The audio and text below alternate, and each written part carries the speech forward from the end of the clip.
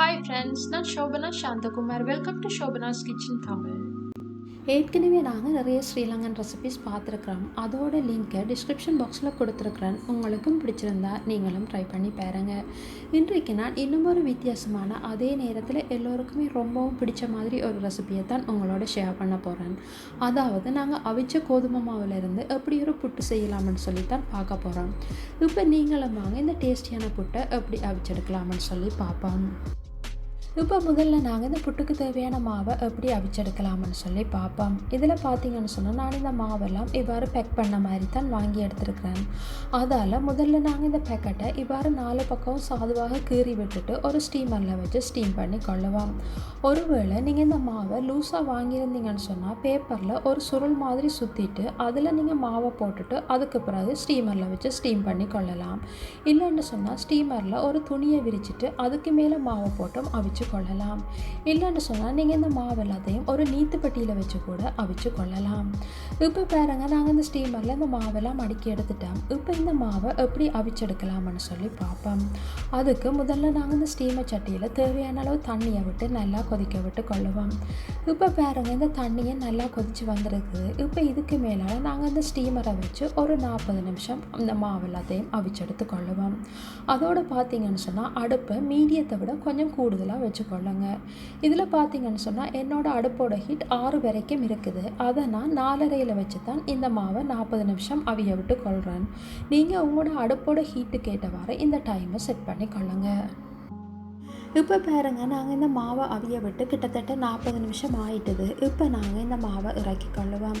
இந்த மாவை இறக்குறதுக்கு முதல் நீங்கள் இவ்வாறு கொஞ்சம் கையால் அமர்த்தி பார்த்தீங்கன்னு சொன்னால் நல்லா கட்டியாக இருக்குமென்னு சொன்னால் நல்லா அவிஞ்சிட்டேன்னு சொல்லி அர்த்தம். இப்போ நாங்கள் இந்த மாவை இறக்கி கொள்ளுவோம்.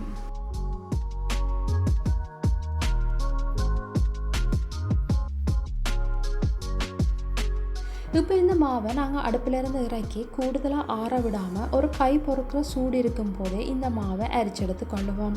ஏன்னு சொன்னால் இந்த மாவு நல்லா ஆறிட்டேன்னு சொன்னால் எங்களுக்கு அரிச்செடுக்கிறது கொஞ்சம் கஷ்டமாக இருக்கும். இப்போ முதல்ல நாங்கள் இந்த மாவில் இருக்கிற பேப்பரெல்லாம் அகற்றி கொள்ளுவோம்.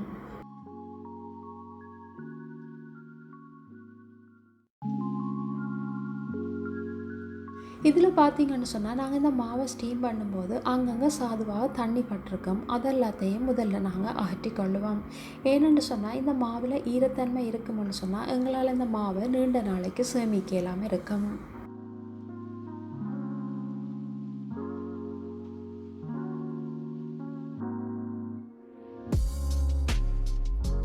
இந்த மாவை அவிச்சிட்டு இவ்வாறு எடுத்து உடைச்சி பார்க்கும்போது உடையிற பதத்தில் இருக்கணும். அப்போ தான் எங்களுக்கு அந்த மாவு நல்லா அவிஞ்சிருக்குன்னு சொல்லி அர்த்தம்.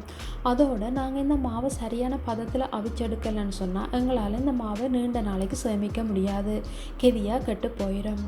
இப்போ நாங்கள் இந்த மாவு எல்லாத்தையும் இவ்வாறு ஒரு உருட்டுக்கட்டையால் நசிச்செடுத்து கொள்ளுவோம்.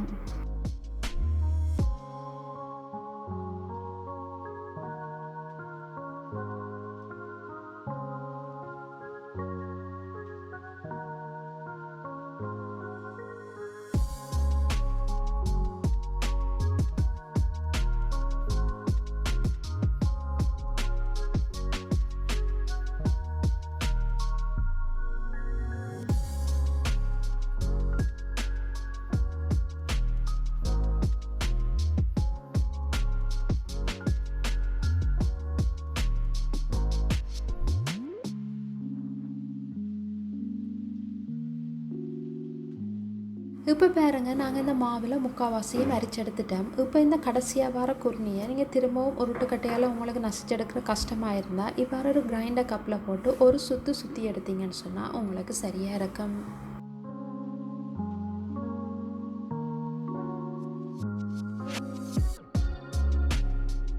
இப்போ பாருங்க, நாங்கள் இந்த மாவில் எந்த கழிவும் இல்லாமல் எல்லாத்தையும் வடிவாக அரிச்செடுத்துட்டோம். இப்போ நாங்கள் இந்த மாவை இவ்வாறு நல்லா ஆற விட்டு கொள்ளுவோம்.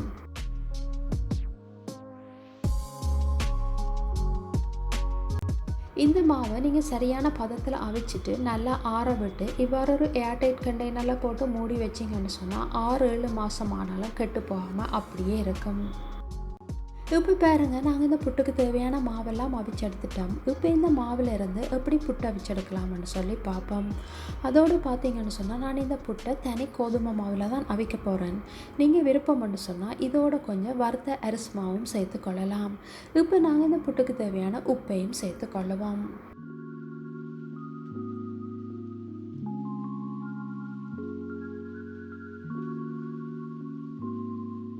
இப்போ இந்த மாவோட நல்ல கொதி தண்ணியை கொஞ்சம் கொஞ்சமாக சேர்த்து இவ்வாறு கிளறி கொள்ளுங்க.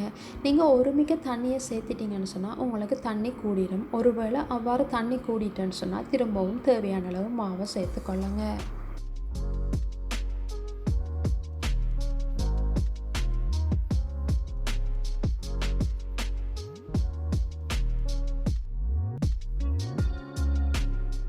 இப்போ பாருங்கள், நாங்கள் இந்த மாவுக்கு தேவையான தண்ணியெல்லாம் சேர்த்துட்டோம். இப்போ இந்த மாவை இவ்வாறு ஒரு பெரிய பாத்திரத்தில் மாற்றிட்டு இவ்வாறு கையால் நல்ல சின்ன சின்ன பீசஸாக ஊற்றி கொள்ளலாம்.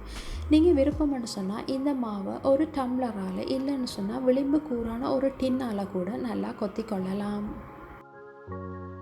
இப்போ பாருங்கள், நாங்கள் இந்த புட்டு மாவை சரியான பதத்தில் குழச்சி எடுத்துட்டோம். இப்போ இதோட உங்களோட டேஸ்ட்டுக்கு ஏற்ற மாதிரி தேங்காய் பூவையும் சேர்த்து கொள்ளுவோம். இதில் பார்த்தீங்கன்னு சொன்னால் நான் ஃப்ரெஷ்ஷான தேங்காய் பூ தான் சேர்த்துருக்குறேன். ஒருவேளை நீங்கள் டெசிகேட்டட் கோகனட் சேர்க்குறதா இருந்தால் அதோட கொஞ்சம் சுடுதண்ணியை விட்டு ஒரு 2 நிமிஷம் ஊற விட்டுட்டு அதை பிறகு புட்டு மாவோடு சேர்த்து குழச்சி கொள்ளலாம். இப்போ பாருங்கள், நாங்கள் இந்த புட்டு மாவை ரெடி பண்ணி எடுத்துட்டோம். இப்போ இந்த புட்டை எப்படி அவிச்செடுக்கலாம்னு சொல்லி பார்ப்போம். இதில் பார்த்தீங்கன்னு சொன்னால் நான் ஸ்டீமரில் தான் இந்த புட்டை அவிச்செடுக்க போகிறேன். நீங்கள் விருப்பம்னு சொன்னால் நீத்துப்பட்டியில் கூட இந்த புட்டை அவிச்சு கொள்ளலாம்.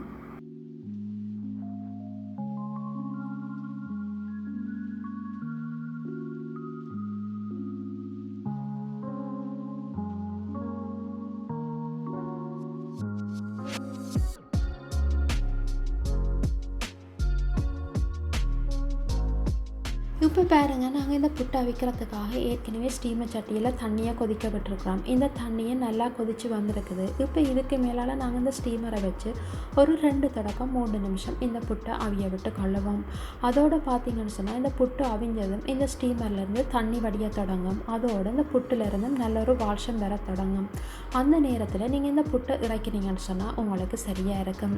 இல்லை விருப்பம்னு சொன்னால் நீங்கள் இந்த புட்டை இறக்குறதுக்கு முதல் கையால் ஒருக்கா தட்டி பார்த்தீங்கன்னு சொன்னால் இந்த புட்டு பம்ப் பண்ணுற மாதிரி இருந்ததுன்னு சொன்னால் இந்த புட்டு நல்லா அவிஞ்சிட்டேன்னு சொல்லி அர்த்தம். அதோடு இந்த புட்டு மாவோட நிறத்தை வச்சும் உங்களுக்கு இந்த புட்டு நல்லா அவிஞ்சிட்டேன்னு சொல்லி தெரியக்கூடியதாக இருக்கும். இப்போ பாருங்க, எங்களோட புட்டும் நல்லா அவிஞ்சு வந்திருக்குது. இப்போ நாங்கள் இந்த புட்டை இறக்கி கொள்ளுவோம். எப்போவுமே நீங்கள் இந்த கோதுமை புட்டு அவிக்கும் போது இறக்கின உடனே இவ்வாறு ஒரு அகப்ப காம்பால், இல்லைன்னு சொன்னால் ஒரு கரண்டியால் நல்லா கிளறி விட்டு கொள்ளுங்க. அப்போ தான் அந்த புட்டு எந்த களித்தன்மையும் இல்லாமல் நல்ல உதிரி உதிரியாக கிடைக்கக்கூடியதாக இருக்கும்.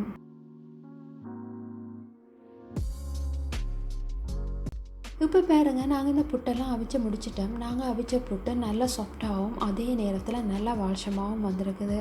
எப்போவுமே அரிசிமா புட்டை விட கோதுமை புட்டு இன்னும் நல்லா சாஃப்டாக இருக்கும். இந்த புட்டை நீங்கள் காலையில் அவிச்சிட்டு இரவு வரைக்கும் வச்சுருந்தா கூட கொஞ்சம் கூட காஞ்சி போகாமல் அப்படியே ஃப்ரெஷ்ஷாக இருக்கும். அதோடு பார்த்தீங்கன்னு சொன்னால் சிலர் புட்டு சாப்பிட்டா ரொம்பவும் ஹெவியாக இருக்குன்னு சொல்லி சொல்லுவாங்க.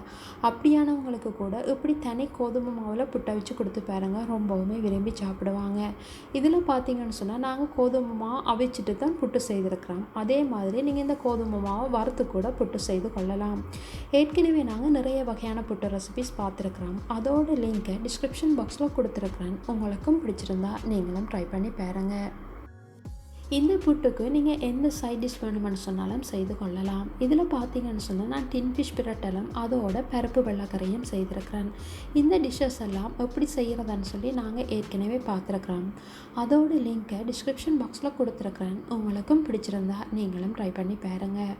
உங்களுக்கும் இந்த கோதுமை புட்டு பிடிச்சிருக்குமென்னு நம்புகிறேன். நீங்களும் ஒரு தடவை இதே அளவில் இதே முறையில் உங்களோட வீட்டில் ட்ரை பண்ணி பாருங்கள். ட்ரை பண்ணி பார்த்துட்டு எப்படி இருந்துச்சுன்னு சொல்லி மறக்காமல் உங்களோட கருத்துக்களை என்னோட பகிர்ந்து கொள்ளுங்க. இன்னும் ஒரு வீடியோவில் இன்னும் ஒரு இன்ட்ரெஸ்டான ரெசிபியோடு மீண்டும் சந்திப்போம்.